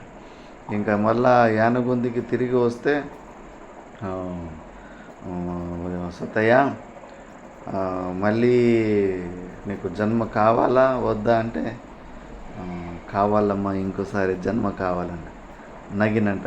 అవునా, సరేలే, మళ్ళీ ఇంకోసారి పుడతావులే. మరి కోరికలు ఉన్నప్పుడు మనం ఏం చేయనీకెందుకు గురు అని చెప్పేది. నువ్వు శ్రీశైలంలోకి ఇప్పుడు అక్కడ ఇన్ఛార్జ్గా వెళ్ళు, గోశాల కట్టు, 200 మంది కూర్చునే భోజనశాల కట్టు, గురుకులం కట్టు, ఆర్చి కట్టు, రోడేపి, టకటక అని అన్నీ సుమారు ఇవన్నీ కూడా ఏం లేదన్నా ఒక 5-6 కోట్ల పని అది. అన్ని చెప్పుకుంటూ వెళ్ళిపోతుందంట. చెమటలు వచ్చిందంట ఇతనికి. అన్ని డబ్బులు ఎక్కడి నుంచి తేవాలి, ఎక్కడి నుంచి వస్తాయని. అమ్మా, నా దగ్గర ఏమి అంతకుముందే అతడు చూడు మంచి బుద్ధి. అక్కడ ఇక్కడ తిరిగి భక్తులు ఇచ్చిన దక్షిణ ఆ డబ్బులతోటి ఆ యానగుందికి వచ్చినప్పుడంతా ఎక్కువ వంట సామాన్ అంతా తీసుకొచ్చేవాడంట. పెద్ద భోగాండ్లు అవి ఇవి అంత పెద్ద క్షేత్రానికి ఎంత తెచ్చినా తక్కువ అవుతుంది. అట్లా ఫుల్ వంట సామాన్ అంతా ఫుల్ మొత్తం తిరిగి భిక్షాటన చేసుకుని దక్షిణ డబ్బుల్లోనే మొత్తం నింపేసిండు అప్పటికే అది. ఇప్పుడేమో పెద్ద ప్రాజెక్ట్ ఇచ్చిన తర్వాత అక్కడ శ్రీశైలానికి పంపిస్తే ఎట్లయితుంది ఏమో అనుకుంటే, నువ్వు చింత చేయకు, నువ్వు పో అంతే అని. పోతే మళ్ళీ ఢిల్లీ పబ్లిక్ స్కూల్ ఓనర్ ఉంటుంది కదా, ఆమె కూడా హైదరాబాద్లో మహాకాళి మందిరం చుట్టూ కాళికా మంత్రం చెప్పుకొని రోజు ఉదయం బ్రహ్మముహూర్తంలో ప్రదక్షిణలు వేసేవాడంట. ఇంకా ఆమె చూసి ఆమె శ్రద్ధ వచ్చి భక్తురాలయ్యింది. నేనే ఆయన వెంబడిపోయి వాళ్ళ ఇంట్లోకి పోయి 5 లక్షలు తీసుకొని వస్తే అంత పెద్ద భక్తురాలయ్యింది. ఇంకా అలాంటి భక్తులు తయారైపోయి అమ్మ ఏమేమి ఆజ్ఞ ఇచ్చిందో అవన్నీ అయిపోయినాయి. నేనున్నప్పుడు గోశాల కూడా అప్పుడు స్టార్ట్ అయింది, అది కూడా పూర్తి అయిపోయాయి. మరి ఆయన వీధిలో పుట్టి ఒక గురువు, సద్గురువు స్టేజ్కి వచ్చాడంటే కానీ ఎక్కడి నుంచి వచ్చింది ఆయనకు జ్ఞానం? అమ్మ నాన్న లేరు, ఎవరు లేరు, సమాజమే కదా, సమాజం నుంచినే నేర్చుకున్నాడు కదా. మరి అలాంటి సమాజానికి మనం ఏమి తిరిగిస్తున్నాం? అందుకే మనము అడవిలో కూడా అలాగ అనాథులు ఏదో ఇరుక్కుపోయి ఉన్నారు, పశువులాగా తయారయ్యారు. కానీ సమాజం మధ్యలో కేవలం ఉండడం వల్లనే అంత గొప్ప స్థాయి దాకా వెళ్ళచ్చు మనం. అందుకే మన చుట్టూ ఉన్న సరౌండింగ్కి మనము తెలియకుండా దానికి అనుకూలంగా మనము మారిపోయి ఉంటాం. సమాజం రుణం కూడా తీర్చుకోవాల్సి ఉంటుంది. సమాజం నుంచి కూడా ఎన్నో నేర్పించుంటుంది మనకు సమాజం. కాబట్టి అట్లుంటారు. ఇప్పుడు ఈ శృంగి మహారాజు అడవిలోనే పుట్టి పెరిగిండు. అసలు ఆడవాళ్ళు ఎట్లుంటారని అది తెలియదు అతనికి. వాళ్ళ నాన్న అతడు జంతువులంతే, వేరే ఇంకెవరిని చూడలేదు. మహారాజా, ನೀನು ಮಾಡಿದ ಅಪರಾಧ ಕಾರಣದಿಂದ ವೃದ್ಧನಾದ ತಪಸ್ವಿ ಈ ಮಾತುಗಳನ್ನು ಕೇಳಿ ರಾಜನು ಬ್ರಾಹ್ಮಣರ ವಿಷಯದಲ್ಲಿ ಮಾಡಿದ ಪಾಪಕ್ಕೆ ಪ್ರಾಯಶ್ಚಿತ್ತವನ್ನು ಮಾಡಿಕೊಂಡು ಕೋಪಗೊಂಡು ತನ್ನ ದೇಶವನ್ನೇ ಬಿಟ್ಟು ಹೋಗಿದ ಬ್ರಾಹ್ಮಣರ ಬಳಿಗೆ ಹೋಗಿ ಅವರನ್ನು ಸಮಾಧಾನಗೊಳಿಸಿ ಪುನಃ ತನ್ನ ದೇಶಕ್ಕೆ ಕರೆತಂದನು. ಮಂತ್ರಜ್ಞರಾದ ತಪೋನಿಷ್ಠರಾದ ಬ್ರಾಹ್ಮಣರನ್ನು ರಾಜನು ಸಮಾಧಾನಪಡಿಸಿ ಪುನಃ ತನ್ನ ದೇಶಕ್ಕೆ ಕರೆತಂದದ್ದನ್ನು ಕಂಡು ಪ್ರಜೆಗಳು ಆನಂದಭರಿತರಾದರು. ಅನಂತರದಲ್ಲಿ ರಾಜನು ತನ್ನ ಮಂತ್ರಿಗಳನ್ನು ಕರೆಯಿಸಿ ಋಷ್ಯಶೃಂಗನನ್ನು ತನ್ನ ದೇಶಕ್ಕೆ ಕರೆತರುವ ಯೋಜನೆಗಳನ್ನು ಸಿದ್ಧಗೊಳಿಸಲು ಅವರೊಡನೆ ಸಮಾಲೋಚಿಸಿದನು. ಆದರೆ ತಂದೆಯೊಬ್ಬನನ್ನು ಬಿಟ್ಟು ಬೇರೆ ಮಾನವರು ಇರುವರೆಂಬುದನ್ನೇ ತಿಳಿಯದ ಸರ್ವದಾ ತಪಸ್ಸಿನಲ್ಲಿಯೇ ನಿರತನಾಗಿದ್ದ ಋಷ್ಯಶೃಂಗನನ್ನು ಕರೆತರುವುದು ಅಷ್ಟು ಸುಲಭ ಸಾಧ್ಯವಾದ ಕಾರ್ಯವಾಗಿರಲಿಲ್ಲ. వాళ్ళ నాన్న తప్పితే ఇంకోడు మనిషి ప్రపంచంలో ఉన్నాడనే విషయం కూడా తెలియదు. అందుకే పిల్లలకి ఈ ఫోనులు అవి ఇవి చెడువి అలాంటి వాతావరణంలో పెంచకుండా ఇట్లా ఆశ్రమాల్లో అక్కడ ఇక్కడ అవకాశం లేకుండా పెంచితే కేవలం ఇక్కడ ఉండడం వల్లనే ఆ మాయ అంత అటాక్ చేయదు. లేకపోతే కన్నా ఇంత బహిర్ముఖంగా ఉన్న ప్రపంచంలో అడుగడుగున డేంజరే ఉంది. నువ్వు ఎన్ని మంచి నేర్పిస్తావు పిల్లలకి, ఇంటి నుంచి బయటకు పోతే కన్నా ఎన్ని విధాల్లో మాయ అటాక్ అవుతుంది. ఆడపిల్లల్ని ఇప్పుడు మనకు తెలిసిన భక్తులే 10th వరకు చదివించేసి కాలేజీకి పంపించడం ఆపేస్తున్నారు. ఎందుకు అంటే విపరీతంగా ఈ ప్రేమ వ్యవహారాలు అవి ఇవి అని భయపడుతున్నారు. అంత ఘోరంగా ఉంది బయట ప్రపంచం ఇప్పుడు. మన సంతేకడ్లు రీరన్ననే అమ్మాయిల్ని చదివించడానికి భయపడుతున్నాడు. అంత ఘోరంగా ఉంది. అందుకే ఇలాంటి వాతావరణంలో పిల్లలు పెరగాలి. ఎక్కువ మాయ ఎక్స్పోజ్ కావద్దు. టెక్నాలజీ అవి ఇవి అన్నీ విపరీతంగా చెడన్నీ లోపలికి వెళ్ళిపోతే కన్నా మళ్ళా కష్టమవుతుంది వంగదీయడం. ఇప్పుడు ఈ పిల్లగాడు ఋష్యశృంగుడు అసలు వాళ్ళ నాన్న తప్పితే ఇంకేమో ప్రపంచమే తెలియదు. మరి అన్ని పుట్టినప్పుడు సచ్చే వరకు ఒక అబద్ధం ఆడిండు. మరి అలాంటి మహానుభావుడు ఒక మాట అంటేనే టక్కని వాక్సిద్ధి జరిగిపోయి ఉంటుంది. ఈ సమాజంలో పుట్టిన వాళ్ళు అబద్ధాలు చెప్పుకుంటూ ఉంటారా? అబద్ధాలే చెప్తుంటారు. అబద్ధాల మధ్యలో అప్పుడప్పుడు నిజాలు చెప్తూ ఉంటారు అంతే. ಸರ್ವದಾ ತಪಸ್ಸಿನಲ್ಲಿ ನಿರತನಾಗಿದ್ದ ಋಷ್ಯಶೃಂಗನನ್ನು ಕರೆತರುವುದು ಅಷ್ಟು ಸುಲಭ ಸಾಧ್ಯವಾದ ಕಾರ್ಯವಾಗಿರಲಿಲ್ಲ. ಶಾಸ್ತ್ರಜ್ಞರೊಡನೆಯೂ ಅರ್ಥ ನೀತಿಯನ್ನು ತಿಳಿದವರೊಡನೆಯೂ ನೀತಿಶಾಸ್ತ್ರ ಕೋವಿದರೊಡನೆಯೂ ರಾಜನು ಸುದೀರ್ಘವಾಗಿ ಸಮಾಲೋಚಿಸಿ ಕಷ್ಟಸಾಧ್ಯವಾದ ಯೋಜನೆಯೊಂದನ್ನು ಸಿದ್ಧಗೊಳಿಸಿದನು. ಆ ಯೋಜನೆಯ ಪ್ರಕಾರ ರಾಜಧಾನಿಯಲ್ಲಿದ್ದ ಸುಂದರಿಯರಾದ ಚತುರೆಯರಾದ ವೇಶ್ಯರನ್ನು ಅರಮನೆಗೆ ಕರೆತರಲಾಯಿತು. ರಾಜಾಜ್ಞೆಯಂತೆ ಅರಮನೆಗೆ ಆಗಮಿಸಿದ ವೇಶ್ಯರನ್ನು ಕುರಿತು ರಾಜನು ಹೇಳಿದನು, ವರಾಂಗನೆಯರೇ, ನಮ್ಮ ದೇಶದ ಸಮೀಪದಲ್ಲಿರುವ ಅರಣ್ಯದಲ್ಲಿ ವಾಸವಾಗಿರುವ ಋಷಿಪುತ್ರನಾದ ಮಹಾತಪಸ್ವಿಯಾದ ಋಷ್ಯಶೃಂಗನನ್ನು ಮೋಹಪರವಶನಾಗುವಂತೆ ಮಾಡಿ ಅವನಿಗೆ ನಮ್ಮ ವಿಷಯದಲ್ಲಿ ನಂಬಿಕೆಯನ್ನು ಹುಟ್ಟಿಸಿ ನಮ್ಮ ದೇಶಕ್ಕೆ ಉಪಾಯಾಂತರದಿಂದ ಕರೆತರಬೇಕು. ಅವನಾಗಲಿ ಅವನ ತಂದೆಯಾಗಲಿ ಕೋಪಗೊಳ್ಳದಂತೆ ಎಚ್ಚರಿಕೆಯನ್ನು ವಹಿಸಬೇಕು. ಈ ಕಾರ್ಯವು ನಿಮ್ಮ ಚಾತುರ್ಯದಿಂದ ಮಾತ್ರವೇ ಸಾಧ್ಯವಾದೀತು. ರಾಜನ ಮಾತುಗಳನ್ನು ಕೇಳಿದ ವೇಶ್ಯೆಯರು ಒಬ್ಬರ ಮುಖವನ್ನು ಮತ್ತೊಬ್ಬರು ನೋಡತೊಡಗಿದರು. ಅವರಿಗೆ ರಾಜನ ಮಾತನ್ನು ಉಲ್ಲಂಘಿಸುವ ಸಾಮರ್ಥ್ಯವೂ ఇరలిಲ್ಲ. ఋషిపుత్రనನ್ನು ಕೆಣಕುವ ధైర్ಯವೂ ఇరలిಲ್ಲ. ఇప్పుడులాగా కాదు, అప్పుడున్న ఋషులు తపస్విలు. వాళ్ళని ఇట్లా తపశ్చర్య నుంచి భంగం చేయాలని ప్రయత్నం చేస్తే కన్నా శాపాలు పెట్టి చంపేసేవాళ్ళు ఇలాంటి వాళ్ళని. ఆ భయం కూడా ఉండేది. అప్సరసలే భయపడేవాళ్ళు ఋషుల్ని డిస్టర్బ్ చేయడానికి. ಋಷಿಪುತ್ರನ ಶಾಪಕ್ಕೆ ಗುರಿಯಾದೇವೆಂಬ ಭೀತಿಯು ಅವರ ಮುಖಕಮಲಗಳನ್ನು ಆವರಿಸಿತು. ಖಿನ್ನವದನೆಯರಾದ ಅವರು ಆ ಕಾರ್ಯವು ತಮ್ಮ ಶಕ್ತಿಗೆ ಮೀರಿರುವುದೆಂದು ಒಕ್ಕೂರಿಲಿನಿಂದ ಹೇಳಿಬಿಟ್ಟರು. ಅವರ ಮಾತುಗಳನ್ನು ಕೇಳಿ ರಾಜನ ಮುಖವು ಮ್ಲಾನ ಹೊಂದಲಾಗಿ ಋಷ್ಯರ ಮಧ್ಯದಲ್ಲಿದ್ದ ವೃದ್ಧ ವೇಶ್ಯೆಯೊಬ್ಬಳು ಮುಂದೆ ಬಂದು ರಾಜನಿಗೆ ಹೇಳಿದಳು, ಮಹಾರಾಜ, ತಪೋಧನನಾದ ಋಷ್ಯಶೃಂಗನನ್ನು ಕರೆತರಲು ನಾನು ಪ್ರಯತ್ನಿಸುತ್ತೇನೆ. ಆದರೆ ನನ್ನ ಯೋಜನೆಗೆ ಅಂಗವಾಗಿ ನಾನು ಕೇಳುವ ಕೆಲವು ವಸ್ತುಗಳನ್ನು ತಾವು ಸಿದ್ಧ ಮಾಡಿಕೊಡಬೇಕು. ನಾನು ಕೇಳಲಿರುವ ವಸ್ತುಗಳೆಲ್ಲವನ್ನೂ ತಾವು ಒದಗಿಸಿಕೊಡುವುದಾದಲ್ಲಿ ಮಾತ್ರ ನಾನು ಋಷಿಪುತ್ರನನ್ನು ನಮ್ಮ ದೇಶಕ್ಕೆ ಕರೆತರಲು ಸಮರ್ಥಲಾದೆನು. ವೃದ್ಧ ವೇಶ್ಯೆಯ ಮಾತಿಗೆ ರಾಜನು ಸಂತೋಷದಿಂದ ಒಪ್ಪಿದನು. ಅವಳಿಗೆ ಬೇಕಾದುದೆಲ್ಲವನ್ನೂ ಒದಗಿಸಿಕೊಡುವಂತೆ ರಾಜನು ತನ್ನ ಮಂತ್ರಿಗಳಿಗೆ ಒಡನೆಯೇ ಆಜ್ಞಾಪಿಸಿದನು. ಅನೇಕಾನೇಕ ವಸ್ತ್ರಾಭರಣಗಳನ್ನು ತರಿಸಿ ರಾಜನು ವೃದ್ಧ ವೇಶ್ಯೆಗೆ ಕೊಟ್ಟನು. ವೃದ್ಧ ಸ್ತ್ರೀಯು ತನ್ನ ಯೋಜನೆಗೆ ಅನುಗುಣವಾಗಿ ಅಲ್ಲಿ ನೆರೆದಿದ್ದ ವೇಶ್ಯೆಯರಲ್ಲಿ ಚೆಲುವೆಯರಾದ, ಚತುರೆಯರಾದ, ಧೈರ್ಯಶಾಲಿನಿಯರಾದ ಕೆಲವು ವೇಶ್ಯೆಯರನ್ನು ಆರಿಸಿಕೊಂಡು ಯೋಜನೆಯ ಅಂಗವಾಗಿ ತಾನು ಕೇಳಿದ್ದ ವಸ್ತುಗಳೆಲ್ಲವನ್ನೂ ಪಡೆದು ಸ್ವಲ್ಪವೂ ಸಾವಕಾಶ ಮಾಡದೆ ಋಷಿಕುಮಾರನಿದ್ದ ಅರಣ್ಯಕ್ಕೆ ಕಡೆಗೆ ಹೊರಟಳು. ಧರ್ಮಜ, ವೃದ್ಧ ವೇಶ್ಯೆಯು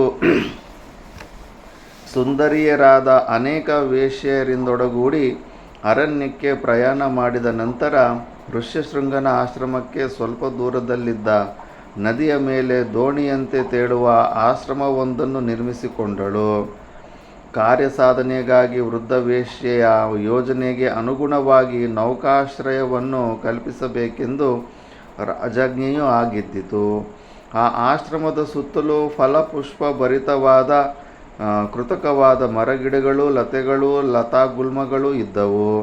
ಅಪೇಕ್ಷಿಸಿದ ಹಣ್ಣುಗಳು ಅಲ್ಲಿ ಸಿಕ್ಕುತ್ತಿದ್ದವು.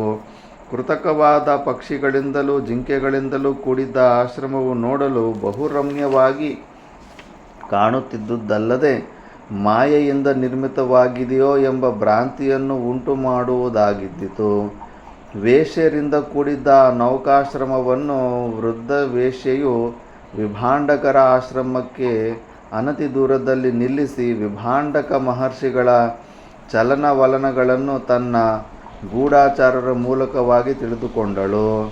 ವಿಭಾಂಡಕ ಮಹರ್ಷಿಗಳು ಆಶ್ರಮದಲ್ಲಿಲ್ಲವೆಂಬ ವಾರ್ತೆಯನ್ನು ತಿಳಿದು ಯೋಜನೆಯೊಂದನ್ನು ಸಿದ್ಧಪಡಿಸಿ ಅದಕ್ಕೆ ಅನುಗುಣವಾಗಿ ಅತಿ ಚತುರೆಯಾದ ತನ್ನ ಮಗಳ ಕಿವಿಯಲ್ಲಿ ಕೆಲವು ಮಾತುಗಳನ್ನು ಹೇಳಿ ಅವಳನ್ನು ಆಶ್ರಮದ ಸಮೀಪಕ್ಕೆ ಕಳಿಸಿಕೊಟ್ಟಳು. ಮಹಾಚತುರೆಯಾದ ಕುಶಲೆಯಾದ ವೇಶ್ಯಾಪುತ್ರಿಯು ಆಶ್ರಮದ ಸಮೀಪಕ್ಕೆ ಹೋಗಿ ಸರ್ವದಾ ತಪಸ್ಸಿನಲ್ಲಿ ನಿರತನಾಗಿದ್ದ ಋಷಿಪುತ್ರನನ್ನು ಕಂಡಳು.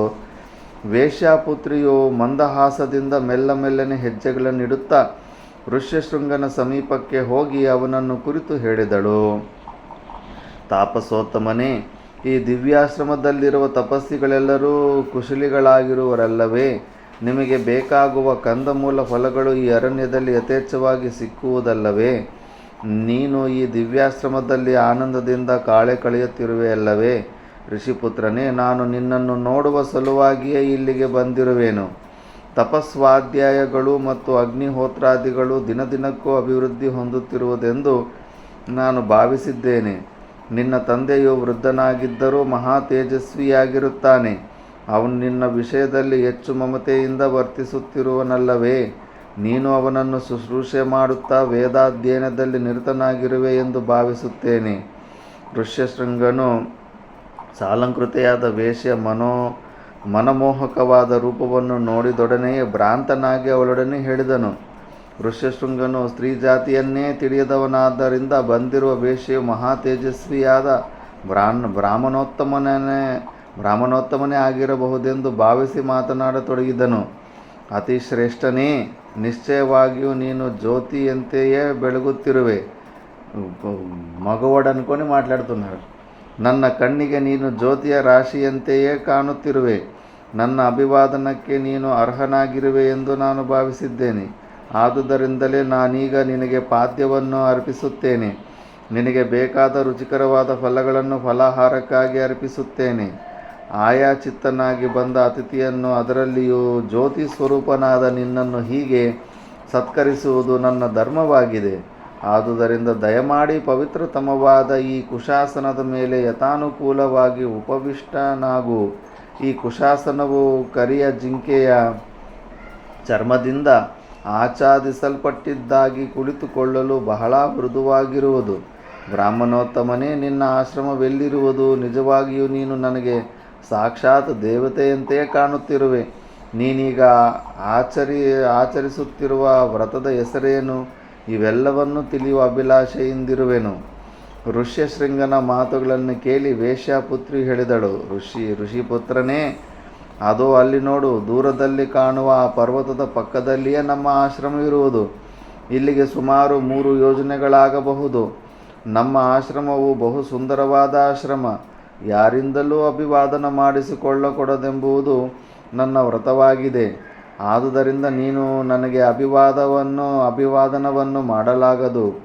ನಾನು ಈಗ ಕೈಗೊಂಡಿರುವ ವ್ರತಾನುಷ್ಠಾನದಂತೆ ಪಾಣಿಪಾದಗಳನ್ನು ತೊಳೆದುಕೊಳ್ಳಲು ಅರ್ಘ್ಯಪಾದಾದಿಗಳನ್ನು ಸ್ವೀಕರಿಸುವಂತಿಲ್ಲ. ಮೇಲಾಗಿ ನಾನು ನಿನ್ನಂತಹ ಮಹಾತಪಸ್ವಿಯಿಂದ ನಮಸ್ಕೃತನಾಗಲು ಖಂಡಿತವಾಗಿಯೂ ಯೋಗ್ಯನಲ್ಲ. ನಿಮ್ಮಂತಹ ತಪಸ್ವಿಗಳನ್ನು ನಾನೇ ಅಭಿನಂದಿಸಿ ನಮಸ್ಕರಿಸಬೇಕು.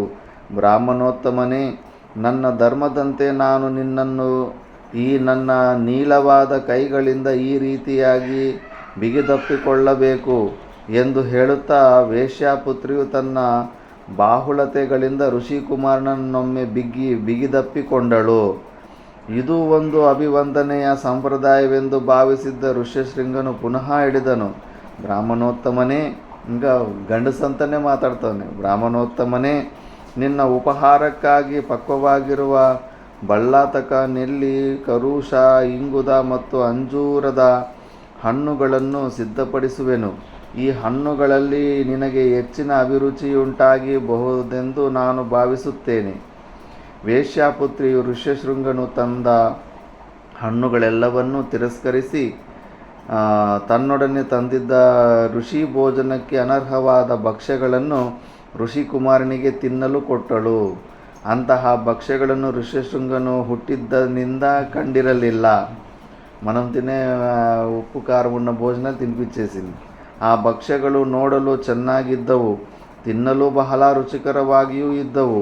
ತಿನ್ನಲು ಭಕ್ಷ್ಯಗಳನ್ನು ಕೊಟ್ಟುದಲ್ಲದೆ ವೇಶ್ಯಾಪುತ್ರಿಯು ಸುಗಂಧಮಯವಾದ ಹೂವಿನ ಹಾರಗಳನ್ನು ಋಷ್ಯಶೃಂಗನ ಕೊರಳಿಗೆ ಹಾಕಿದಳು. ಉಡಲು ತಲತಳಿಸುವ ಪೀತಾಂಬರವನ್ನು ಕೊಟ್ಟಳು. ಗಂಧವನ್ನು ಪರಿಪರಿಯಾಗಿ ಋಷಿಕುಮಾರನ ಮೇಲೆ ಚಿಮುಕಿಸಿದಳು. ಕುಡಿಯಲು ಅತ್ಯುತ್ಕೃಷ್ಟವಾದ ಪಾನೀಯಗಳನ್ನು ಕೊಟ್ಟಳು. ಈ ವಿಧವಾಗಿ ಋಷ್ಯಶೃಂಗನನ್ನು ಅಲಂಕರಿಸಿ ಆಧರಿಸಿ ಅವನೊಡನೆ ಚೆಲ್ಲಾಟವಾಡತೊಡಗಿದಳು. ಒಮ್ಮೆ ದೂರದಲ್ಲಿ ನಿಂತು ಪಕ್ಕಪಕ್ಕನೆ ನಗುವಳು, ಮತ್ತೊಮ್ಮೆ ಹತ್ತಿರಕ್ಕೆ ಬಂದು ಋಷ್ಯಶೃಂಗನಿಗೆ ಮುತ್ತಿಕ್ಕುವಳು. ಅವನ ಸಮೀಪದಲ್ಲಿಯೇ ನಿಂತು ಅವನೊಡನೆ ಚೆಂಡಾಟವನ್ನಾಡುವಳು. ಪದ್ಮದ ಮೊಗ್ಗಿನಂತಹ ಕುಚಯುಗ್ಮವನ್ನು ಹೊಂದಿದ್ದ ಕೃಶಾಂಗಿಯಾದ ವೇಶ್ಯಾಪುತ್ರಿಯು ಋಷ್ಯಶೃಂಗನ ಅಂಗಗಳಿಗೆ ಸ್ಪರ್ಶ ಸುಖವನ್ನುಂಟು ಮಾಡುತ್ತಾ ಋಷ್ಯಶೃಂಗನನ್ನು ಬಿಗಿದಪ್ಪಿದಳು. ಈ ರೀತಿಯಲ್ಲಿ ಮದೋನ್ಮತ್ತೆಯಾಗಿ ತನ್ನ ಹಾವಭಾವಗಳಿಂದಲೂ ವಿಲಾಸ ವಿಭ್ರಮಗಳಿಂದಲೂ ಆಲಿಂಗನ ಚುಂಬನಾದಿಗಳಿಂದಲೂ ಋಷ್ಯಶೃಂಗನಲ್ಲಿ ಸುಪ್ತವಾಗಿದ್ದ ಕಾಮವನ್ನು ಉದ್ಬೋಧಗೊಳಿಸುತ್ತಾ ಆಶ್ರಮದ ಬಳಿಯಲ್ಲಿದ್ದ ಪುಷ್ಪಭರಿತವಾದ ಮರಗಳ ರೆಂಬೆಗಳನ್ನು ಮುರಿದು ಚೆಲ್ಲಾಟವಾಡಿದಳು. ಮಧುಪಾನದಿಂದ ಪ್ರಮತ್ತೆಯಾಗಿದ್ದ ಅವಳು ಸಾಲಾಶೋಕ ತಮಾಲ ವೃಕ್ಷಗಳ ರೆಂಬೆಗಳನ್ನು ಬಾಗಿಸಿ ಮುರಿದು ಹಾಕುತ್ತಾ ನಾಚಿಕೆಗೊಂಡವಳಂತೆ ನಟಿಸುತ್ತಾ ಋಷ್ಯಶೃಂಗನನ್ನು ಪ್ರಲೋಭನೆಗೊಳಿಸಿದಳು. ಬಾರಿಗೂ ಚುಂಬಿಸಿ ಪದೇ ಪದೇ ಆಲಿಂಗಿಸಿದ ಕಾರಣದಿಂದ ಋಷ್ಯಶೃಂಗನಲ್ಲಿ ಕಾಮೋದ್ದೀಪನವಾದುದನ್ನು ತಿಳಿದು ಮಹಾಚತುರಿಯಾದ ವೇಶ್ಯಾಪುತ್ರಿಯು ಋಷಿಕುಮಾರನನ್ನು ಹೊರೆಗಣ್ಣಿನಿಂದಲೇ ಕ್ಷಣಕ್ಕೂ ಹಿಂದಿರುಗಿ ನೋಡುತ್ತಾ ಅಗ್ನಿಹೋತ್ರವನ್ನು ಮಾಡಬೇಕೆಂಬ ನೆಪದಿಂದ ಮೆಲ್ಲನೆ ಹೊರಟು ಹೋದಳು. ವೇಶ್ಯಾಪುತ್ರಿಯು ಅತ್ತಲಾಗಿ ಹೊರಟು ಹೋದೊಡನೆಯೇ ಋಷಿಪುತ್ರನು ಕಾಮಪರವಶನಾಗಿ ಮತಿಗೆಟ್ಟು ಹೋದನು. ಋಷಿಕುಮಾರನ ಮನಸ್ಸು ವೇಶ್ಯಾಪುತ್ರಿಯನ್ನು ಅನುಸರಿಸಿಯೇ ಹೊರಟು ಹೋಯಿತು. ಶರೀರವು ಮಾತ್ರ ವಿವೇಕಶೂನ್ಯವಾಗಿ ಅಲ್ಲಿಯೇ ಉಳಿದಿತ್ತು. ಅವಳು ಹೊರಟು ಹೋದೊಡನೆಯೇ ಋಷ್ಯಶೃಂಗನಿಗೆ ಪ್ರಪಂಚವೆಲ್ಲವೂ ಶೂನ್ಯವಾಗಿ ಕಂಡಿತು. ಅತುಲೈಶ್ವರ್ಯವನ್ನು ಕಳೆದುಕೊಂಡವನಂತೆ ಕ್ಷಣಕ್ಕೂ ನಿಟ್ಟುಸಿರು ಬಿಡುತ್ತಿದ್ದನು. ಹೇಳಲು ತಿಳಿಯದ ಸಂಕಟವನ್ನು ಋಷ್ಯಶೃಂಗನು ಅನುಭವಿಸುತ್ತಿದ್ದನು. ಆ ಸಮಯಕ್ಕೆ ಸರಿಯಾಗಿ ವಿಭಾಂಡಕ ಮಹರ್ಷಿಗಳು ಆಶ್ರಮಕ್ಕೆ ಬಂದರು. ಆ ಮಹರ್ಷಿಗಳ ಕಣ್ಣುಗಳು ಪಿಂಗಳ ವರ್ಣದಿಂದ ಕೂಡಿದ್ದವು. ಅವರ ದೇಹವು ನಖಾಗ್ರದವರೆಗೂ ಕೂದಲಿನಿಂದ ವ್ಯಾಪ್ತವಾಗಿದ್ದಿತು. ಅವರು ಯಾವಾಗಲೂ ಅಧ್ಯಯನ ಪಾರಾಯಣರಾಗಿಯೂ ತಪೋನಿಷ್ಠರಾಗಿಯೂ ಇರುತ್ತಿದ್ದರು. ಅವರ ಜೀವನವು ಪವಿತ್ರತಮವಾಗಿದ್ದಿತು. ಅವರು ಆಶ್ರಮದೊಳಕ್ಕೆ ಬಂದರೂ ಋಷ್ಯಶೃಂಗನಿಗೆ ತಂದೆಯವರು ಬಂದರೆಂಬ ಅರಿವಾಗಲೇ ಇಲ್ಲ. ಯಾವುದೋ ಚಿಂತನೆಯಲ್ಲಿ ಮಗ್ನನಾಗಿ ಕುಂದಿದ ಮುಖದಿಂದ ಕೂಡಿದವನಾಗಿ ಕ್ಷಣ ಕ್ಷಣಕ್ಕೂ ನಿಟ್ಟುಸಿರು ಬಿಡುತ್ತಾ ಎತ್ತ ಕಡೆಗೋ ಎವೆ ಇಕ್ಕದೆ ದೃಷ್ಟಿಯನ್ನಿಟ್ಟು ನೋಡುತ್ತಾ ಕುಳಿತಿದ್ದ ತಮ್ಮ ಮಗನನ್ನು ವಿಭಾಂಡಕರು ಕಂಡರು. ಮಗನ ಆ ಸ್ಥಿತಿಯನ್ನು ಕಂಡು ವಿಭಾಂಡಕರಿಗೆ ಅತ್ಯಾಶ್ಚರ್ಯವಾಯಿತು. ಮಗನನ್ನು ಕುರಿತು ಕೇಳಿದರು, ಮಗು, ಅಗ್ನಿ ಕಾರ್ಯಕ್ಕಾಗಿ ಸಮಿತ್ತುಗಳನ್ನು ತರಲಿಲ್ಲವೇ? ನೀನು ಅಗ್ನಿಹೋತ್ರ ಮಾಡಿ ಮುಗಿಸಿದೆಯಲ್ಲವೇ? ಅಗ್ನಿಹೋತ್ರಕ್ಕೆ ಬೇಕಾದ ಸೃಕ್ಸ್ರವಗಳನ್ನು ಪರಿಶುದ್ಧ ಮಾಡಿ ಹೋಮದ್ರವ್ಯಕ್ಕಾಗಿ ಹಾಲು ಕರೆಯಲು ಹಸುವನ್ನು ಕರುವನ್ನು ಕರೆತರಲಿಲ್ಲವೇ? ಮಗು, ನೀನು ಹಿಂದಿದ್ದಂತೆ ಇರುವ ಹಾಗೆ ಕಾಣುತ್ತಿಲ್ಲ. ನಿನ್ನ ಬುದ್ಧಿಯು ವೈಪರೀತ್ಯವನ್ನು ಹೊಂದಿರುವಂತೆ ಕಾಣುತ್ತಿದೆ. ನೀನು ಚಿಂತಾಯುಕ್ತನಾಗಿರುವುದು ಮಾತ್ರವಲ್ಲದೆ ನಿನ್ನ ಮನಸ್ಸೇ ಇಲ್ಲಿ ಇಲ್ಲದಂತಿದೆ. ನೀನೇಕಿಂದು ಇಷ್ಟು ವಿಚಲಿತನಾಗಿರುವೆ? ಈ ನಮ್ಮ ಆಶ್ರಮ ಪ್ರದೇಶಕ್ಕೆ ಯಾರಾದರೂ ಬಂದಿದ್ದರೆ ಹೇಳು ಮಗು. ತಂದೆಯೇ, ಇಂದು ನಮ್ಮ ಆಶ್ರಮಕ್ಕೆ ಬ್ರಹ್ಮಚಾರಿಯೊಬ್ಬನು ಬಂದಿದ್ದನು. ಅವನ ತಲೆಯ ತುಂಬ ಉದ್ದವಾದ ಕೇಶರಾಶಿ ಇದ್ದಿತು. ಆ ಬ್ರಹ್ಮಚಾರಿಯು ಕುಳ್ಳನಾಗಿಯೂ ಇರಲಿಲ್ಲ, ಹೆಚ್ಚು ಎತ್ತರವಾಗಿಯೂ ಇರಲಿಲ್ಲ. ಅವನು ಚಿನ್ನದ ಮಗವಾಡೆ ಅನ್కుంటున్నాడు ಬಣ್ಣದವನಾಗಿದ್ದನು. ಅವನ ಕಣ್ಣುಗಳು ಕಮಲಪುಷ್ಪದಂತೆ ವಿಶಾಲವಾಗಿದ್ದವು. ನೀನು ಹಿಂದೆ ದೇವತೆಗಳ ದಿವ್ಯ ರೂಪವನ್ನು ವರ್ಣಿಸುತ್ತಿದ್ದೆಯಲ್ಲವೇ? ಇಂದು ಬಂದಿದ್ದ ಆ ಬ್ರಹ್ಮಚಾರಿಯ ರೂಪವು ಆ ದೇವತೆಗಳ ರೂಪಕ್ಕೆ ಅನುರೂಪವಾಗಿದ್ದಿತು. ಅವನು ಬಹಳ ಸುಂದರನಾಗಿದ್ದು ಸೂರ್ಯನಂತೆಯೇ ಪ್ರಕಾಶಮಾನನಾಗಿದ್ದನು. ಅವನ ಕಪ್ಪಾದ ಕಣ್ಣುಗಳಂತೂ ಬಲು ಸುಂದರವಾಗಿದ್ದವು. ಅವನ ಜಟೆಯು ನೀಲವಾಗಿಯೂ ಘಮಘಮಿಸುತ್ತಲೂ ಇದ್ದುದಲ್ಲದೆ ಚಿನ್ನದ ದಾರದಿಂದ ಅದು ಬಿಗಿಯಲ್ಪಟ್ಟ ನಯನ ಮನೋಹರವೂ ಆಗಿದ್ದಿತು. ಅವನ ಕುತ್ತಿಗೆಯಲ್ಲಿ ಥಳಥಳಿಸುವ ಒಂದು ಹಾರವಿದ್ದಿತು. ಆ ಹಾರವು ಅದರಲ್ಲಿನ ಕಳ್ಳುಗಳಿಂದ ಪ್ರತಿಕ್ಷಣದಲ್ಲಿಯೂ ಮಿಂಚಿನಂತೆಯೇ ಕಾಂತಿಯನ್ನು ಪ್ರಸರಿಸುತ್ತಿದ್ದಿತು. ಸುಂದರವಾದ ಆ ಕಂಠದ ಕೆಳಭಾಗದಲ್ಲಿ 2 ಚರ್ಮದ ಪಿಂಡಗಳಿದ್ದವು. ಅವುಗಳ ಮೇಲೆ ಕೂದಲೇ ಇರಲಿಲ್ಲ. ಕಮಲದ ಮೊಗ್ಗಿನಂತಿದ್ದ ಆ ಚರ್ಮದ ಪಿಂಡಗಳು ನೋಡಲು ಸುಂದರವಾಗಿ ಕಾಣುತ್ತಿದ್ದವು. ಅವನಿಗೆ ಸೊಂಟವಿರುವಂತೆಯೇ ಕಾಣುತ್ತಿರಲಿಲ್ಲ, ಅದು ಅಷ್ಟು ಸಣ್ಣದಾಗಿತ್ತು. ಅವನಿಗೆ ಆಳವಾದ ನಾಭಿಯಿದ್ದಿತು. ಅವನ ಕಟಿ ಪ್ರದೇಶವು ಬಹುಕೃಶವಾಗಿದ್ದಿತು.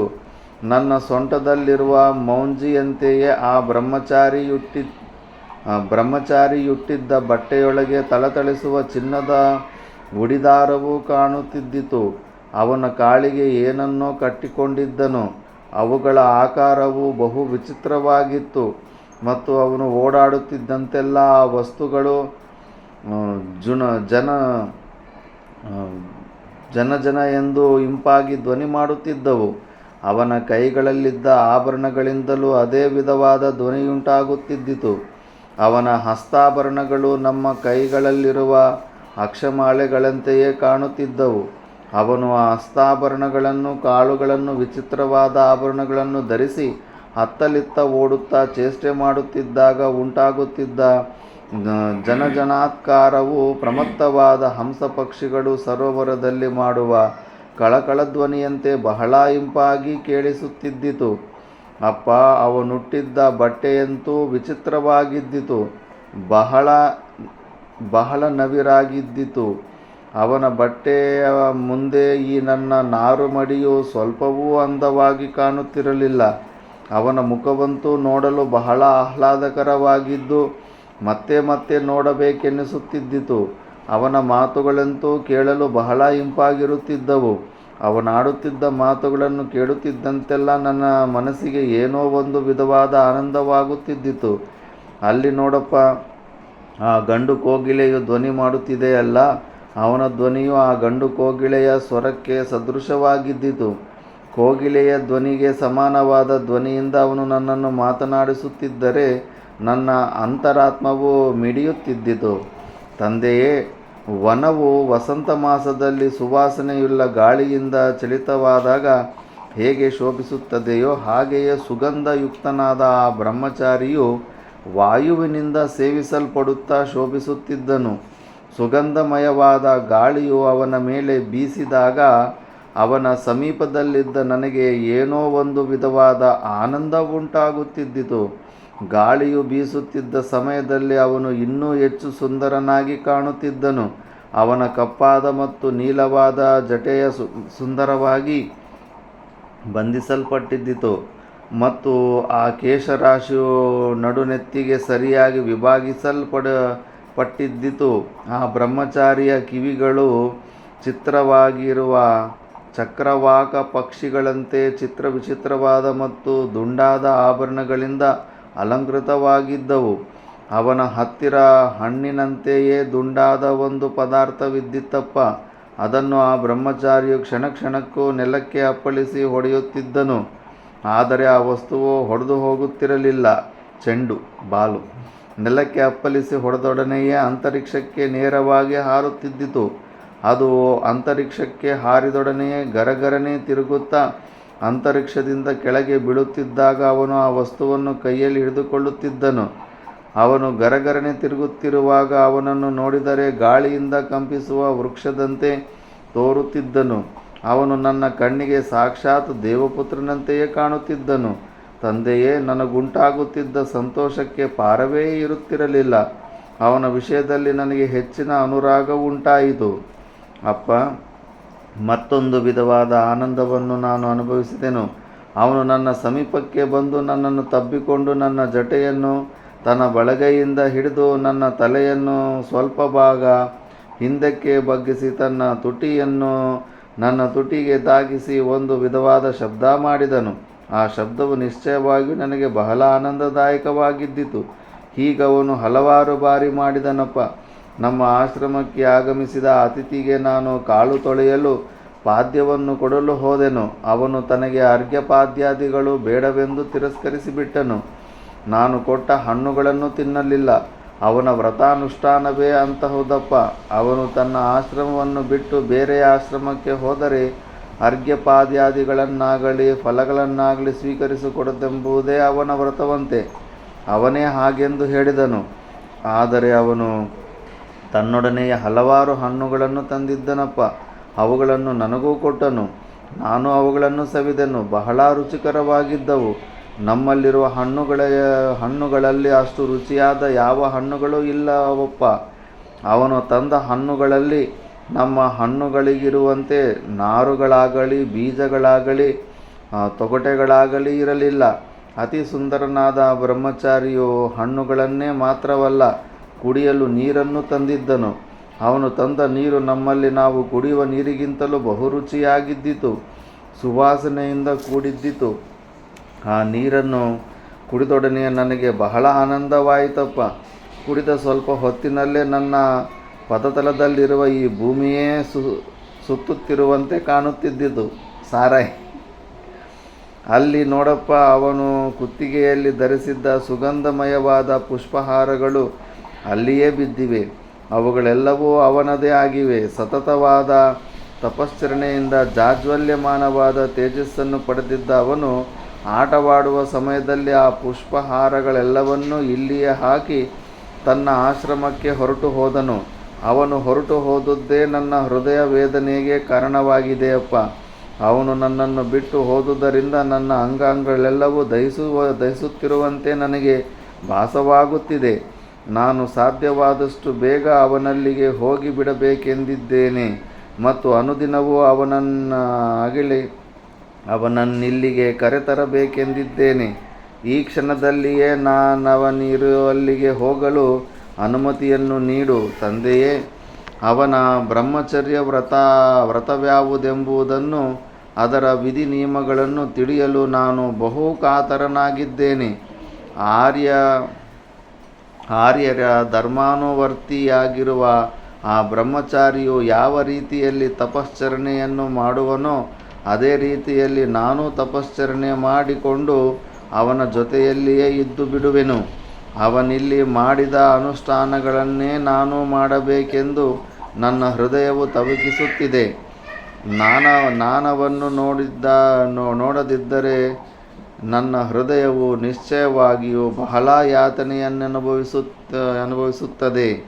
ಆದುದರಿಂದ ನಾನು ಈ ಕೂಡಲೇ ಅವನ ಬಳಿಗೆ ಹೊರಟು ಹೋಗಲು ಅನುಮತಿಯನ್ನು ದಯಪಾಲಿಸಿ ಅಂತ ಅವ್ರ ತಂದೆ ಹತ್ರ ಅವನು ಹೇಳ್ಕೊತಾ ಇರ್ತಾನೆ. ಮತ್ತು ಅದಾದ ಮೇಲೆ ನೆಕ್ಸ್ಟ್ ಏನಾಗುತ್ತೆ ಅಂತ ನೆಕ್ಸ್ಟ್ ಕ್ಲಾಸಲ್ಲಿ ನೋಡೋಣ. ಓಂ ಪೂರ್ಣಮದ ಪೂರ್ಣಮಿದಂ ಪೂರ್ಣಾತ್ ಪೂರ್ಣಮುದಚ್ಯತೆ ಪೂರ್ಣಸ್ಯ ಪೂರ್ಣಮಾದಾಯ ಪೂರ್ಣಮೇವಾವಶಿಷ್ಯತೆ. ಓಂ ಶಾಂತಿ ಶಾಂತಿ ಶಾಂತಿ.